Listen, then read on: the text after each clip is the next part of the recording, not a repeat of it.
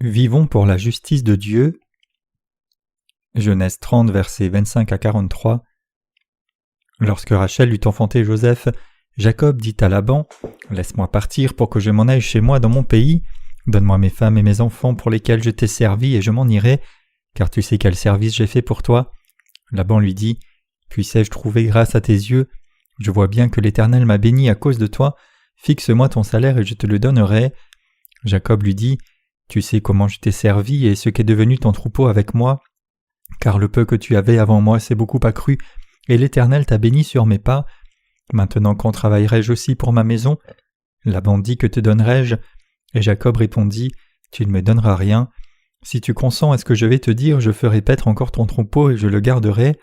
Je parcourrai aujourd'hui tout ton troupeau, mais à part parmi les brebis tout agneau tacheté et marqueté, et tout agneau noir, et parmi les chèvres tout ce qui est marqueté et tacheté, ce sera mon salaire.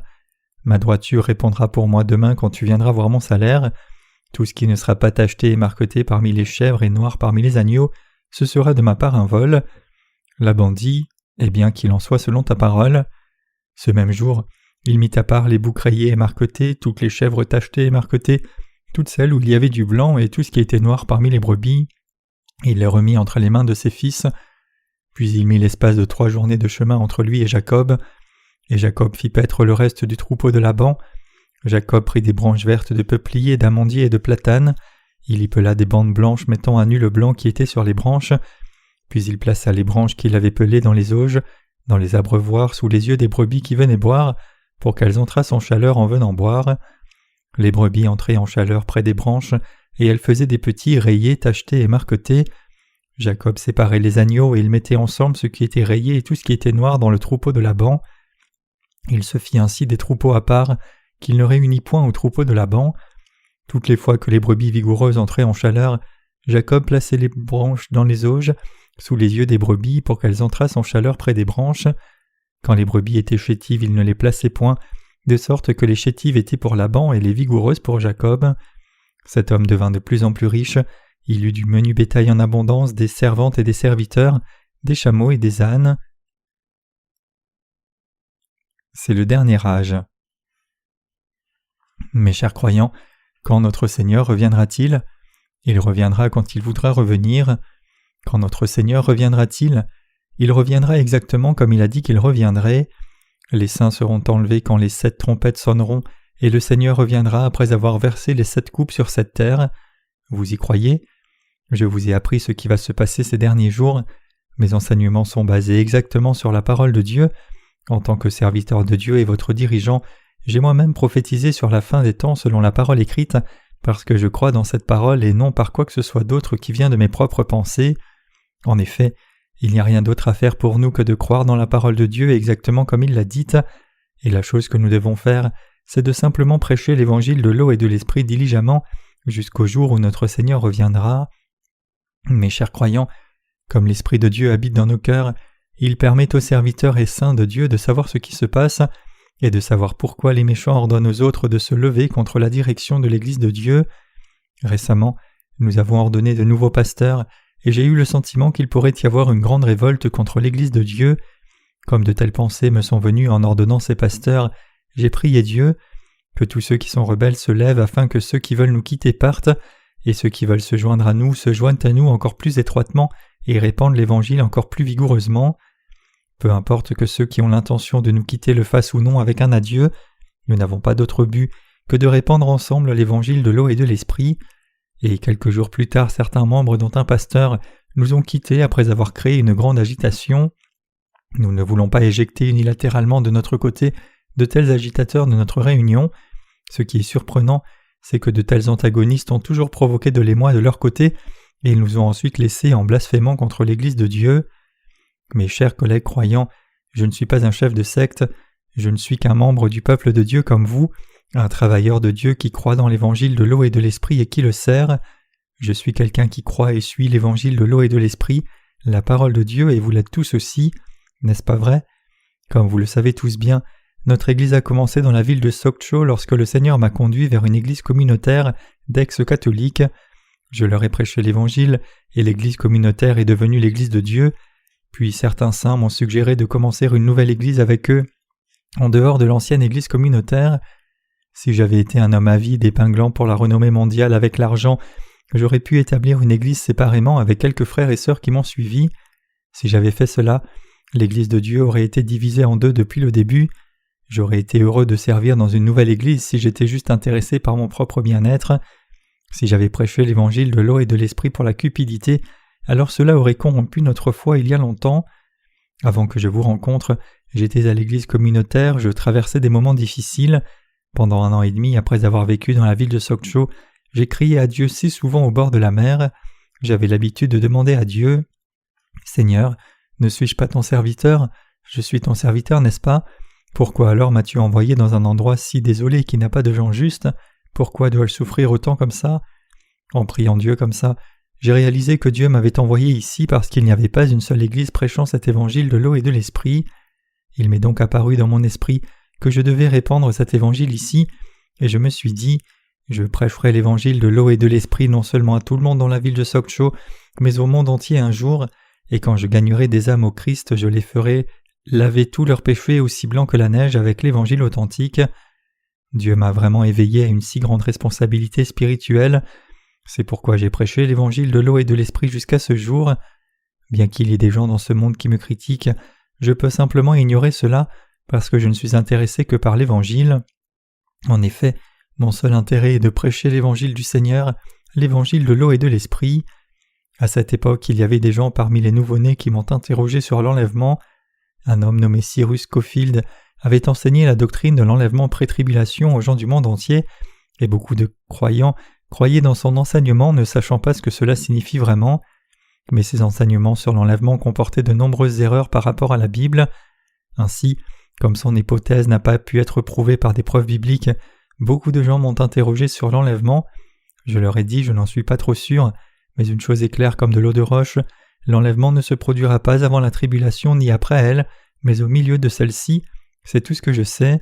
Je ne pouvais pas le prouver bibliquement à ce moment-là, mais depuis lors, je suis allé plus loin dans cette affaire et j'ai découvert la vérité. J'ai écrit 2 livres sur le livre de l'Apocalypse, et quiconque veut en savoir plus sur l'enlèvement peut avoir les connaissances correctes sur cette question à travers ces livres de sermons. N'est-ce pas vrai? Certains chrétiens sont trop préoccupés par l'enlèvement, obsédés par quand et comment cela va se produire, mais cela ne devrait pas être notre principale préoccupation. Après tout, nous ne sommes pas des eschatologues qui essayent de fixer la date de la seconde venue du Seigneur. Allons-nous arrêter tout ce que nous faisons et simplement attendre le jour de la seconde venue de Jésus? Que ferons-nous si le Seigneur ne revient pas le jour où nous pensons qu'il va revenir? Allons-nous fixer une autre date et attendre un peu plus? Ceux qui croient dans la théorie de l'enlèvement de Scofield, c'est-à-dire ceux qui croient en la doctrine de l'enlèvement tribulation, ont régulièrement prédit le jour du retour du Seigneur seulement pour voir le jour arriver et passer. Ces prédictions non tenues ont été partout dans le monde. Elles se sont produites aux États-Unis, en Grande-Bretagne et dans notre propre pays également. Ces gens disent toujours « Jésus reviendra à telle ou telle heure, un jour ou tel ». Pensez-y, Jésus viendra-t-il en plein jour? Viendra-t-il même quand les fléaux des 7 trompettes et des 7 coupes ne sont pas encore arrivés? La Bible dit que celui qui doit venir viendra avec un son de trompette comme il est écrit, car le Seigneur lui-même descendra du ciel avec un cri, avec la voix d'un archange et avec la trompette de Dieu. 1 Thessaloniciens 4, verset 16. Que faut-il dire de plus quand la Bible le dit si clairement? Permettez-moi de préciser ici que la doctrine de l'enlèvement pré-tribulation est absolument non biblique. Je n'ai besoin ni de m'élever ni de m'abaisser. Ma seule préoccupation est de prêcher l'évangile de l'eau et de l'esprit partout dans le monde. Cette grande commission sera certainement remplie en unissant les forces de chacun. C'est seulement parce que j'ai réalisé l'évangile de l'eau et de l'esprit que je suis devant vous et que je vous prêche cet évangile, et c'est parce que Dieu me parle que je vous guide. J'essaie de vous protéger de ceux qui souhaitent vous dévorer, et je vous guide afin que vous puissiez accomplir une œuvre juste en présence de Dieu. Nous sommes unis pour sauver les âmes du péché. Je n'ai pas d'autre but. Je n'ai pas d'autres envies. Certains d'entre vous pensent peut-être que je vous gouverne, mais je n'ai aucune envie de vous dominer et j'en ai assez de m'expliquer quand il s'agit de telles questions. Vous et moi sommes les mêmes devant Dieu. Tout ce que je veux, c'est vivre avec justice dans ce monde et je n'ai pas d'autre désir. Je suis tellement reconnaissant que le Seigneur m'ait rencontré par l'évangile de l'eau et de l'esprit. Récemment, il y a eu quelques incidents malheureux qui se sont produits involontairement. Comme vous le savez peut-être bien, l'un de nos pasteurs et quelques-uns de ses disciples ont quitté l'Église en grinçant des dents. Cependant, je dois dire clairement ce qui doit être dit. Je crois que Dieu essaye de nous parler à travers de tels incidents malheureux afin que nous puissions être plus vigilants. Dans les jours à venir, encore plus d'entre vous s'effondreront. Je crois que Dieu a permis à ces incidents malheureux de se produire afin qu'il puisse affiner notre foi pour répandre encore plus l'évangile de l'eau et de l'esprit sur cette terre, pour se préparer à la grande tribulation et pour se préparer pour le royaume à venir du Seigneur. Croyez-vous aussi cela, mes chers croyants? Qu'en pensez-vous? Est-ce aussi ce que vous pensez? Cela vous sert-il d'avertissement? Certains d'entre vous se demandent comment des choses aussi étranges ont pu se produire, n'est-ce pas? Cependant, ceux qui ont vraiment reçu la rémission des péchés ne trahissent jamais le Seigneur, et ceux qui ont chassé de leur cœur des idoles telles qu'Astarté et Baal ne font jamais une telle chose que Judas Iscariote a faite. Quels sont ces idoles? Ce sont des dieux de fécondité et de prospérité. En d'autres termes, les adorateurs d'Astarté et de Baal suivent les valeurs de ce monde. Ces adorateurs d'idoles doivent être coupés du peuple de Dieu. Je veux dire, quelqu'un qui ne les a pas abandonnés peut se révéler comme ça, même s'il a reçu la rémission des péchés. Par conséquent, vous et moi devons nous assurer que nous mettons de côté notre cupidité charnelle. Le Seigneur est notre justice, seul le Seigneur est notre roi, et lui seul est notre bonheur, notre bénédiction et notre gloire. Lorsque nous nous en rendons compte et que nous y croyons, alors le Seigneur nous fournira à tous les choses qui sont bonnes et nécessaires.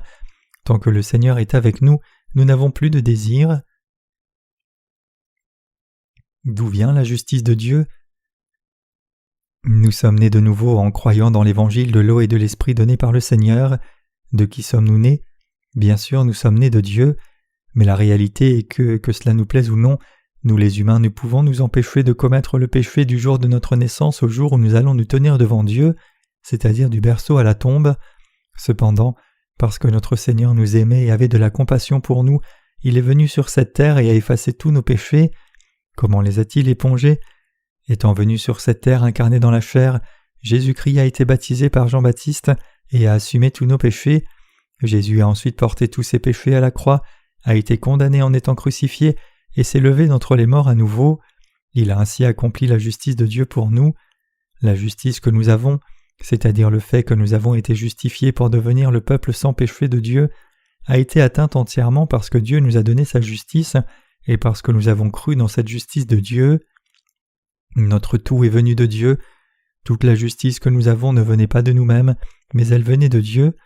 En d'autres termes, c'est Dieu lui-même qui a fait cette justice parfaite et nous l'a donnée. La Bible dit qu'il a été livré pour nos offenses et qu'il a été ressuscité pour notre justification. Romains 4, verset 25. En effet, après avoir créé cet univers et l'humanité, il voulait nous rendre sans péché, pour nous rendre justes et pour faire de nous son peuple.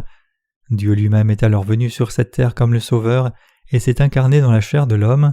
Étant ainsi venu sur cette terre, il a été baptisé par Jean-Baptiste pour accomplir la justice de Dieu, apporter les péchés du monde à la croix, est mort sur la croix et ressuscité d'entre les morts à nouveau, et à travers cela il est devenu notre Sauveur.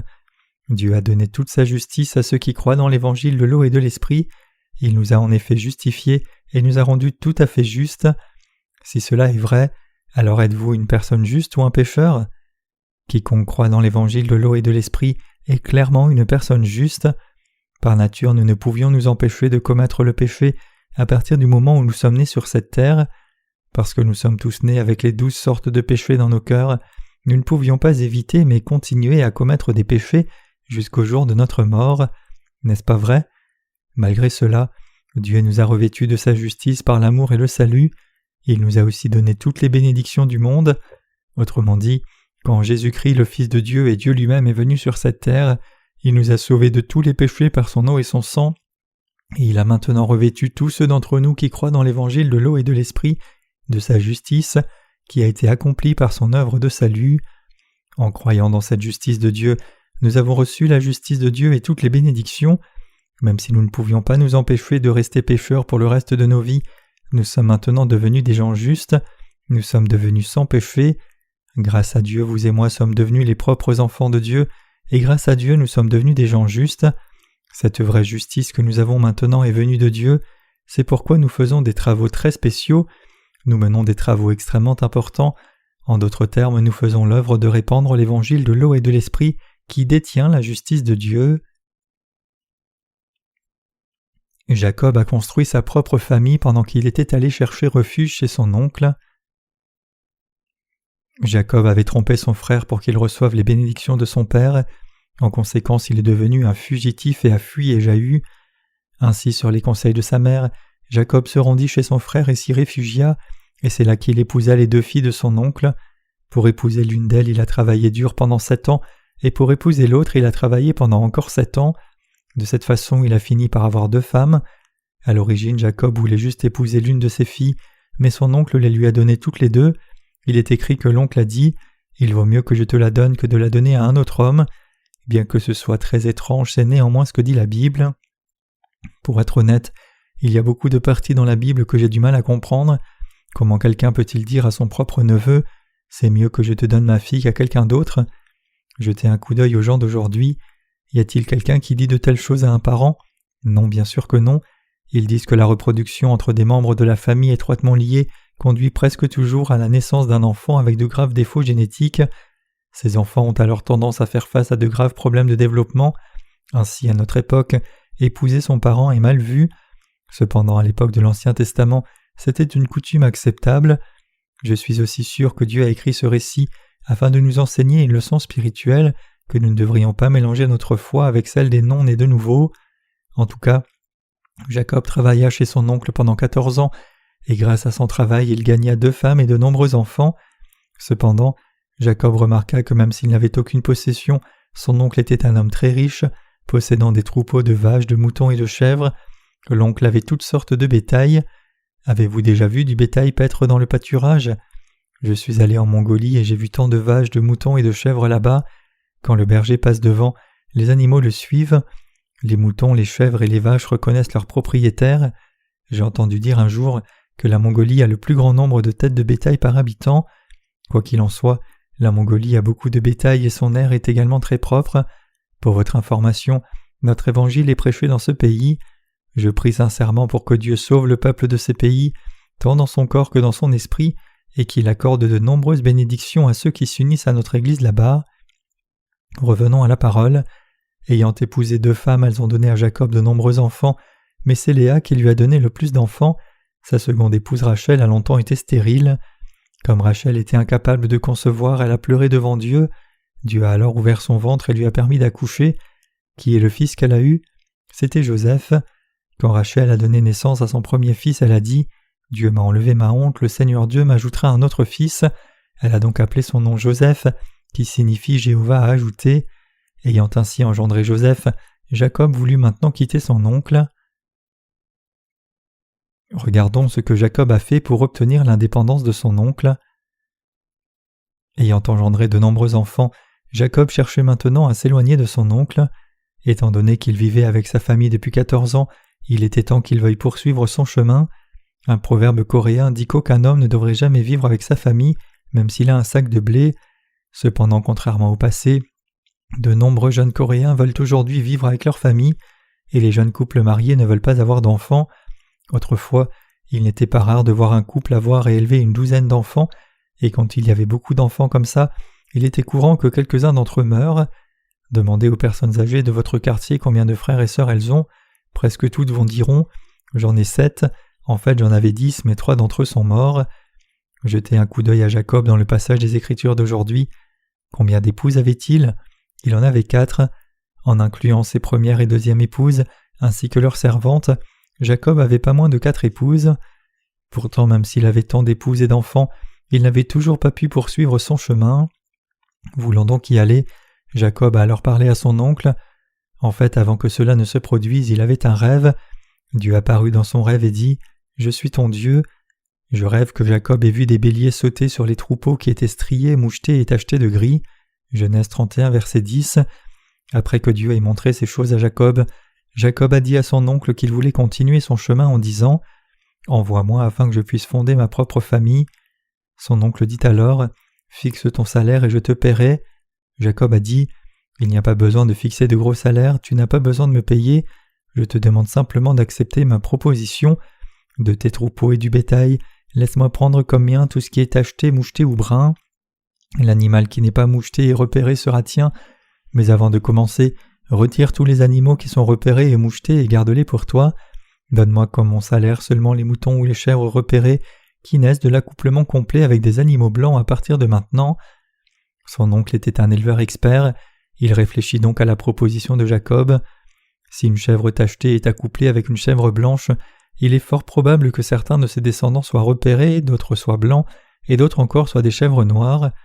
Mais que se passera-t-il si les deux chèvres sont blanches ? Elle portera probablement une progéniture blanche. Ainsi, pensant que la proposition de Jacob lui était tout à fait avantageuse, l'oncle accepta agréablement cette proposition. Qu'est-ce que Jacob a fait après cela ? Jacob a utilisé certains arbres pour élever plus d'animaux tachetés. En fait, je ne connais pas très bien les arbres. Le père de l'évangéliste Young Hyun assiste à cette réunion et il est un expert en arbres.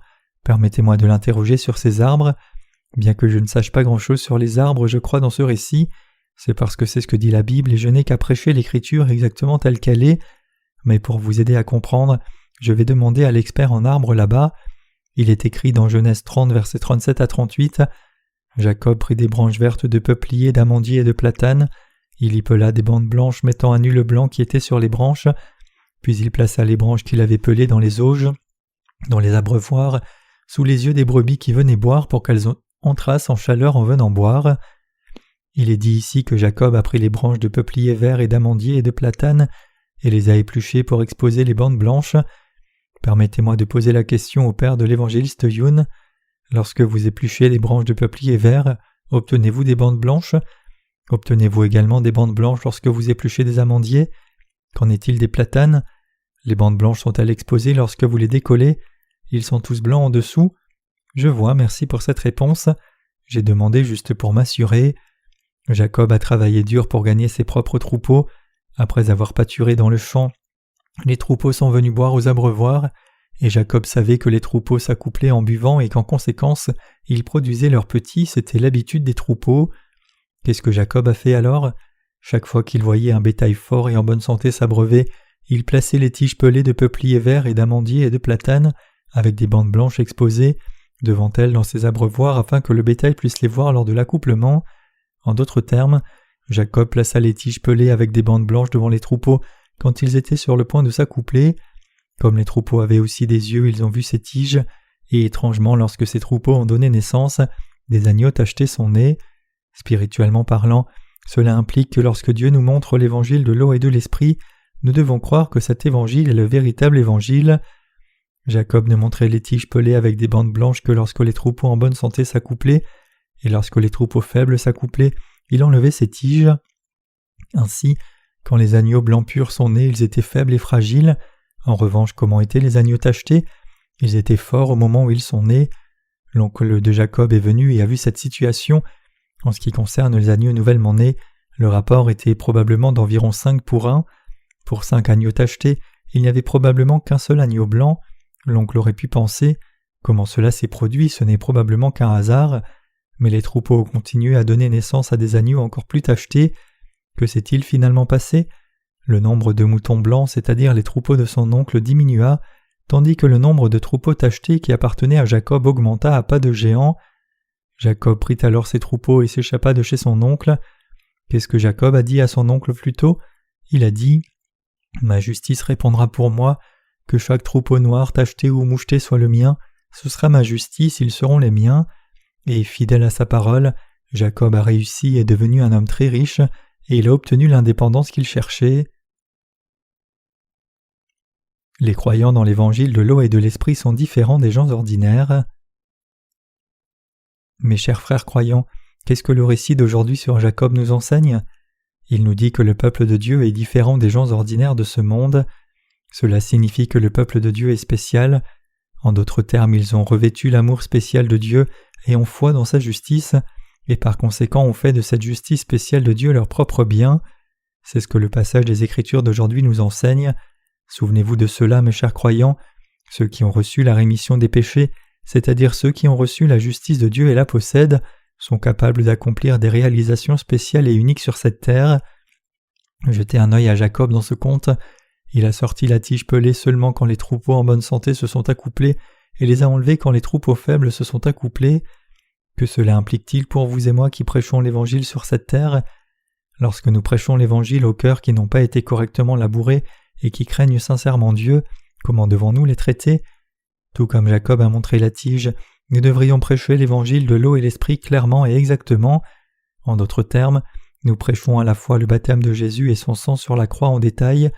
En revanche, les autres chrétiens, bien qu'ils veuillent entendre l'Évangile, essayent en fait d'établir leur propre justice humaine en disant « J'avais l'habitude de faire de grands ministères dans ma vie passée. » Comment traitons-nous ces personnes ?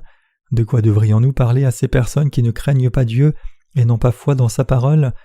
Nous mettons de côté les Écritures et ne parlons que des péchés dans leur cœur. Mes chers collègues croyants, nous sommes sans aucun doute des personnes nées de nouveau. Vous et moi sommes des gens très spéciaux aux yeux de Dieu. Nous avons été choisis en Jésus-Christ. Nous sommes les enfants de Dieu, ses ouvriers, les gens de grâce et les héritiers pour hériter du ciel. En bref, nous devons hériter de tout ce que Dieu a. Vous y croyez ? Nous sommes en effet des gens très spéciaux. Parce que nous avons reçu l'amour spécial de Dieu, nous ne prêchons pas seulement le sang sur la croix. Mes chers collègues croyants, nous sommes des gens spéciaux. Nous avons reçu l'amour spécial de Dieu et nous avons été sauvés en croyant dans l'évangile spécial de la justice de Dieu. Tout comme Jacob et tous les gens de foi dans la Bible étaient spéciaux, nous sommes les croyants dans l'évangile de l'eau et les gens spéciaux de l'esprit. Jacob augmenta ses troupeaux par un moyen très spécial et exact. Il en va de même pour nous aussi. Lorsque nous prêchons l'Évangile, nous ne prêchons pas seulement le sang de la croix, mais nous prêchons l'Évangile spécial qui proclame à la fois le sang sur la croix et le baptême de Jésus. Que se passerait-il si vous ne croyiez qu'au sang sur la croix ? Vos péchés futurs ne seront jamais résolus avec seulement le sang de la croix. Vos insuffisances et faiblesses humaines ne seront pas non plus réglées. Devrions-nous alors offrir des prières de repentance tous les jours ? Même si Jésus a clairement dit qu'il a enlevé tous les péchés du monde, faut-il pleurer tous les jours ? Faut-il crucifier Jésus tous les jours ? Non, tout cela n'a aucun sens. Dieu nous a donné à vous et à moi ce salut spécial et nous a revêtus d'une grâce spéciale. C'est ce que nous tentons de comprendre ici. Mes chers frères croyants, la justice que vous et moi avons n'est venue de nul autre que Dieu lui-même. En effet, vous et moi possédons maintenant la justice de Dieu. Par conséquent, vous et moi sommes des gens justes. Nous sommes devenus les justes. Même si nous continuerons à être insuffisants dans notre chair jusqu'à la mort, nous sommes toujours clairement les justes. Nous sommes sans péché. N'est-ce pas vrai, mes chers croyants ? Bien sûr qu'il en est ainsi. Que se passe-t-il lorsque nous admettons nos insuffisances ? Nous devons savoir que le Seigneur a déjà pris soin de toutes nos insuffisances, ainsi que de tous les péchés que nous commettrons à l'avenir quoi qu'il arrive. Cependant, même si le Seigneur nous a clairement rendus complètement justes comme ça, que se passera-t-il si nous nions le fait qu'il a remis tous nos péchés avec l'eau et l'Esprit ? Ce péché même constitue le péché de blasphème de l'Esprit Saint. Quel est ce péché de blasphème du Saint-Esprit ? C'est le péché de nier les œuvres du salut que Dieu a faites pour nous. Alors que tous les autres péchés sont pardonnables, ce péché est le péché impardonnable. Bien que l'on puisse être remis de tous les péchés, si l'on commet le péché de blasphème de l'Esprit, ni Dieu ni l'homme ne peuvent le renverser. Personne ne peut rien faire contre ce péché. Ces personnes se sont volontairement portées volontaires pour aller en enfer, et si nous nous associons à de telles personnes et sommes influencés par elles, nous finirons aussi par aller en enfer avec elles.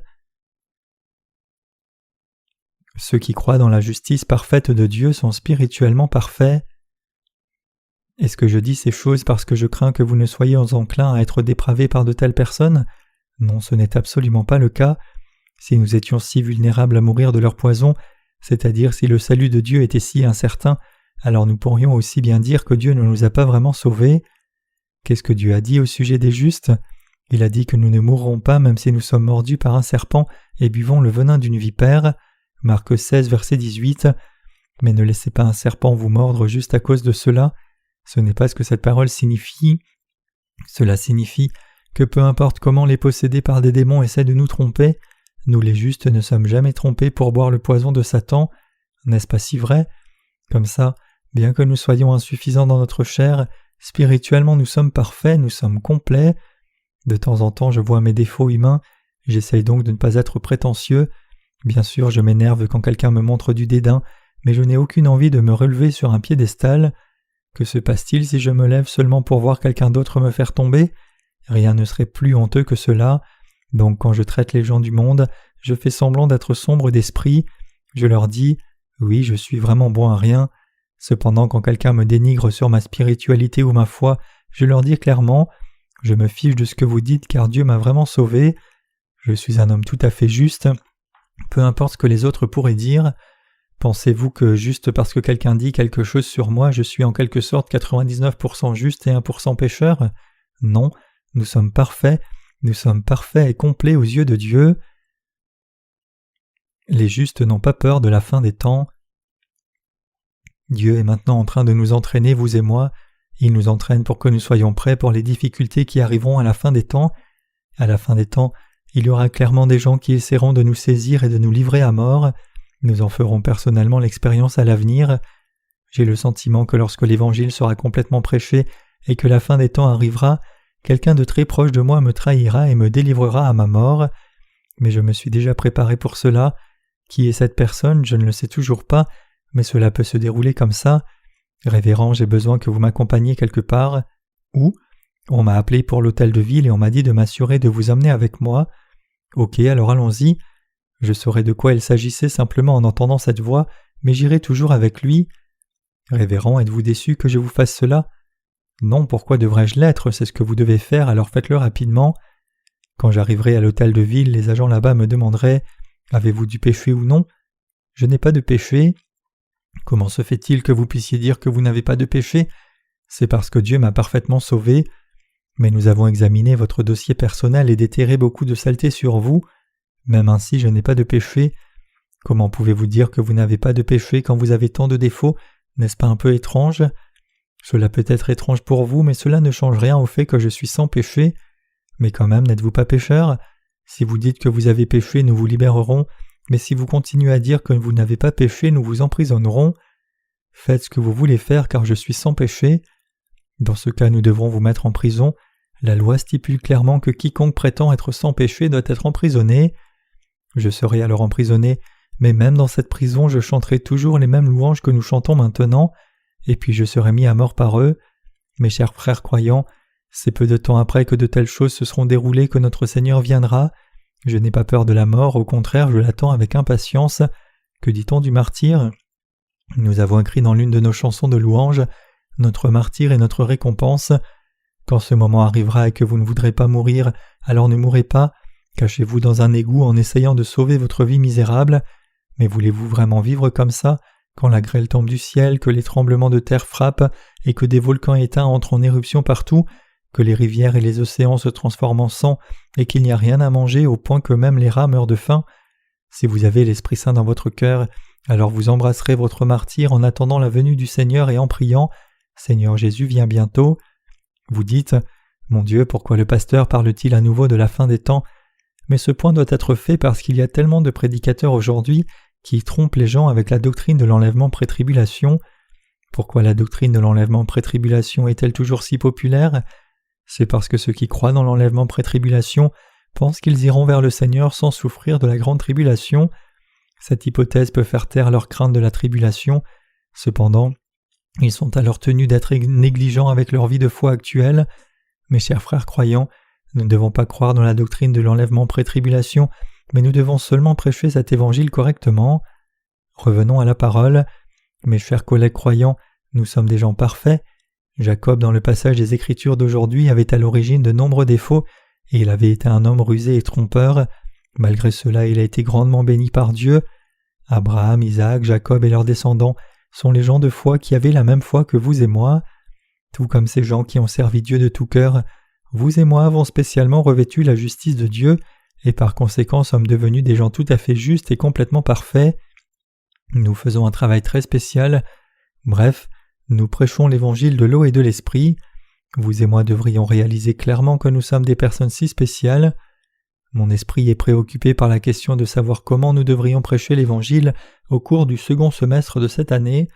Nous devons nous consulter et tenir des réunions de prière sur cette question, et je vous demande de servir le Seigneur avec dévotion lorsque vous retournerez dans vos églises respectives. Les ministres se réuniront également pour se consulter et prier à ce sujet, et ils travailleront avec un plan. Mes chers croyants, même si nous sommes insuffisants, Dieu est parfait, et ce Dieu parfait nous a donné sa justice. La justice que vous et moi avons n'est autre que la justice parfaite donnée par Dieu, elle durera donc éternellement. Chaque personne qui a cette justice vaincra le monde, vaincra le diable, se dépassera et l'emportera. Vous y croyez? Vous ne serez trompés par rien. Maintenant, dans ce monde, il y a tellement de travail de Dieu à faire. D'innombrables chrétiens dans ce monde trompent et sont trompés. En conséquence, ils sont devenus de simples pratiquants religieux. À quoi adhérons-nous? S'agit-il d'une religion ou d'une croyance? C'est la foi. En effet, nous sommes les gens de foi qui vivons par la foi. Nous croyons que Dieu nous a rendus, vous et moi, parfaitement justes, et c'est par cette foi que nous prêchons l'Évangile pour sauver les gens. N'est-ce pas le bon travail à faire? Bien sûr que oui. Il n'y a pas d'autre travail dans ce monde qui soit plus juste que cela. Quel salut incroyable et parfait Dieu nous a-t-il donné à vous et à moi? Quelle bénédiction merveilleuse nous a-t-il donné? Quelle œuvre merveilleuse et juste nous a-t-il fait accomplir? En tant que personnes comme ceci, nous devons toujours être conscients de faire un travail spirituel devant Dieu. Il y a encore beaucoup de gens sur cette planète qui doivent recevoir la rémission des péchés. Je suis allé en Mongolie et ce pays compte également beaucoup de ces personnes. Nous y avons rencontré des missionnaires coréens, mais ces missionnaires sont tellement pathétiques. Ils nous ont dit que nous ne pourrions jamais venir à leur école parce qu'ils s'occupaient des gens là-bas depuis 7 ans. Il y a un collège chrétien établi par des missionnaires coréens, mais ils ne nous permettent pas de leur rendre visite. C'est tellement ridicule. Pensez-y, le champ de l'Évangile doit être ouvert à quiconque pour semer la postérité de l'Évangile. Juste parce que ces gens sont là, prêchent-ils l'Évangile à tout le monde? En fait, ils n'ont pas réussi à prêcher l'Évangile de l'eau et de l'Esprit à qui que ce soit, pas même à une seule personne, car ils ne connaissaient pas cet Évangile authentique. Pourtant, malgré cela, ils ne nous ont pas permis de rendre visite aux étudiants. Les instructeurs autochtones là-bas nous ont également dit « Nous avons tellement bénéficié de ces missionnaires et vous ne devriez donc pas essayer d'empiéter sur ce pour quoi ils ont travaillé. » Mes chers collègues croyants, il y a en effet beaucoup de travail qui nous attend dans le monde entier. Jacob ici a pris les tiges de peupliers verts, les amandiers et les platanes et a pelé des bandes blanches sur eux, et chaque fois que ses troupeaux et le bétail s'accouplaient, il les a placés devant eux. En d'autres termes, il a incité son bétail à élever des animaux tachetés en utilisant une méthode spéciale d'élevage. Qu'est-ce que cela implique? Cela signifie que si vous et moi avons effectivement été sauvés de ce monde en croyant dans l'Évangile de l'eau et de l'Esprit, alors la prochaine étape pour nous est de prêcher invariablement cet Évangile spécial. C'est exactement ce que Dieu nous dit à vous et à moi. Mes chers croyants, quoi qu'il arrive, vous ne devez jamais commettre le péché de blasphème du Saint-Esprit. Si vous êtes insuffisant, alors admettez simplement que vous êtes insuffisant et que vous avez commis le péché. Alors à ce moment précis, la justice que le Seigneur nous a donnée à vous et à moi brillera et fera disparaître toutes vos ténèbres. Cela vous rendra à nouveau entier, cela vous rendra parfait. Même si vous et moi trébuchons et tombons tout au long de notre vie, Dieu nous a clairement rendus parfaits et justes. Quand ce Dieu a-t-il porté tous vos péchés et les miens? Il les a tous portés quand il a été baptisé et a porté ces péchés du monde à la croix. Il a été condamné pour tous vos péchés et les miens en versant son précieux sang. C'est ainsi que Dieu nous a parfaitement sauvés. Comment pourrions-nous alors croire aux paroles des gens justes et les suivre? Pour être franc, ce qu'ils disent est ridicule. Ils parlent de ce que des théologiens célèbres ont dit, mais c'est ridicule. Allez-y et assistez à une centaine de séminaires si vous le souhaitez. Tout cela sera inutile, car ce que je dis en lisant un seul chapitre de la Bible est mieux que votre enseignement. Mes chers croyants, la justice de Dieu est de loin supérieure à l'intellect de l'homme, et elle est extrêmement supérieure à tout apprentissage humain. Vous n'êtes pas d'accord? Mes chers croyants, dans les années à venir, Satan continuera à nous attaquer sur de telles questions de la chrétienté dominante qui ne prône pas l'évangile de l'eau et l'esprit. Il attaquera également vos faiblesses. Dans des moments comme celui-ci, vous devez vous rappeler sans faute que la justice de Dieu est devenue votre justice, et je vous demande de penser à l'œuvre de Dieu, à l'œuvre de l'Esprit. Fixez votre esprit sur le travail de sauver les âmes. Dieu a déjà achevé votre salut et le mien. Pensez à l'œuvre du salut que Dieu a faite pour ces âmes. Lorsque nous nous mettons ainsi à sauver des âmes dans nos vies, en nous souvenant comment Dieu nous a dit de prêcher l'Évangile et par quelle méthode, et comment Dieu travaille dans nos vies lorsque nous faisons ses œuvres, alors toutes nos faiblesses seront également couvertes.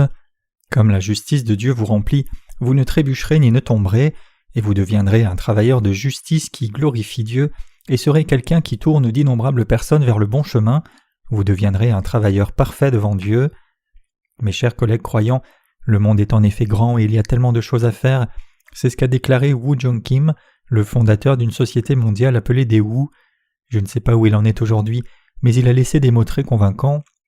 Le monde est grand et il y a beaucoup à faire. Je trouve ce dicton si convaincant. Le monde est grand, la Corée est grande aussi. Il est presque impossible de voyager dans tous les coins de la Corée. Alors quelle est l'ampleur de ce monde ? Et dans ce monde, il y a tellement de choses à faire. Nous devons sauver tout le monde, noir et blanc, chrétien et non chrétien, sage et stupide, arrogant et humble, jeune et vieux, ambitieux et désespéré. Je vous demande donc de vous mettre d'accord sur le travail spirituel de sauver les âmes. Pensez à l'œuvre de l'esprit plutôt qu'à l'œuvre de la chair. Lorsque nous serons conscients de l'œuvre de l'esprit, nous aurons un discernement clair parce que nos pensées sont dirigées par l'esprit. Qu'est-ce que le Seigneur nous a dit ? Il nous a dit d'être attentifs aux choses de l'esprit plutôt qu'aux choses de la chair, et il nous a dit aussi que si l'œuvre de la chair apporte la mort, l'œuvre de l'esprit apporte la vie et la paix. Si nous sommes conscients des choses de l'esprit, nous ferons l'œuvre de l'esprit, mais si nous sommes conscients des choses de la chair, alors nous ferons l'œuvre de la chair. Selon ce que nous pensons et ce que nous croyons, notre corps et nos actes se déplaceront en conséquence. Vous y croyez ? Voilà à quoi nous ressemblons. Je ne suis pas un homme spécial. S'il y a quelque chose de savoureux mais nuisible à ma santé, je serai heureux de le manger. Tout le monde est comme ça. Qu'est-ce qui me distingue alors ? C'est que je suis toujours attentif à l'œuvre de l'esprit. Comme ça, tant que vous et moi vivons dans ce monde, nous devons toujours être conscients des choses de l'esprit et accomplir l'œuvre du Saint-Esprit. Je veux prier pour les âmes perdues, prier pour nos frères et nos sœurs, passer le reste de ma vie à penser à l'œuvre spirituelle et à l'exécution d'un travail juste, puis aller à la rencontre de Dieu. Je veux que nous vivions tous une vie juste, je veux que vous viviez tous une vie parfaite avec moi. Bien que parfois mes insuffisances soient exposées et que la cupidité monte dans mon esprit de temps en temps, je suis néanmoins quelqu'un qui est devenu parfait en croyant dans la justice de Dieu, et je vivrai le reste de ma vie courageusement et encore plus juste. C'est parce que j'ai été justifié et parce que je suis maintenant un homme juste que je peux mener une vie juste. Bien qu'il y ait beaucoup de troupeaux et de bétail, je veux élever un troupeau spécial comme Jacob l'a fait, plutôt que de simples troupeaux fades et ordinaires. En d'autres termes, même s'il y a beaucoup d'âmes dans ce monde et beaucoup de chrétiens aussi, je veux élever les justes qui sont suffisamment qualifiés pour se tenir devant Dieu, en recevant la rémission des péchés, envoyer ces âmes au Seigneur et aller à lui après avoir fait cette œuvre. Pour ma part, j'espère et je prie pour que nos saints et nos ministres ne soient jamais secoués par qui que ce soit ou que quelque chose nous dérange, mais qu'ils continuent à faire ce que nous sommes censés faire. Quel est ce travail que nous sommes censés faire ? Je crois que tout ira bien si nous exécutons diligemment ce que le Seigneur nous demande de faire.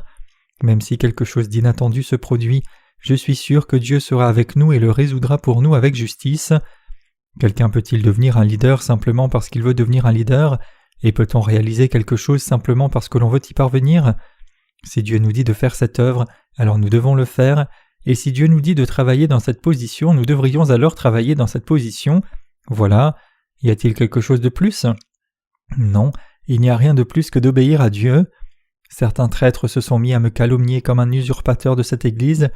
Depuis que j'ai rencontré le Seigneur, je n'ai jamais eu d'avidité privée jusqu'à ce jour. Je n'ai vraiment aucune ambition personnelle. Je n'ai absolument pas l'intention d'obtenir quoi que ce soit de vous. Tout ce que je veux, c'est que vous viviez une vie juste, que vous soyez bénis par Dieu à la fois dans le corps et dans l'esprit, et que vous aidiez les âmes qui n'ont pas encore reçu la rémission des péchés à atteindre leur salut. C'est mon seul désir, je n'ai pas d'autre souhait. Si je devais vivre ma vie comme n'importe quel autre chrétien, j'aurais abandonné ma foi il y a longtemps.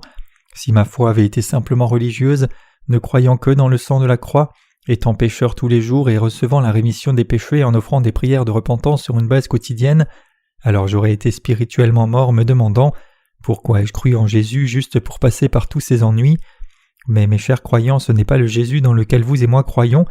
Nous sommes de ceux qui ont la justice de Dieu, car nous croyons dans sa justice parfaite. Je suis profondément reconnaissant à Dieu de nous avoir donné sa justice et du fait que vous et moi soyons venus à avoir cette justice de Dieu. Je prie Dieu qu'il nous bénisse et nous bénisse encore plus pour répandre l'évangile de l'eau et de l'esprit, cet évangile spécial de Dieu partout dans le monde. Je lui adresse tous mes remerciements.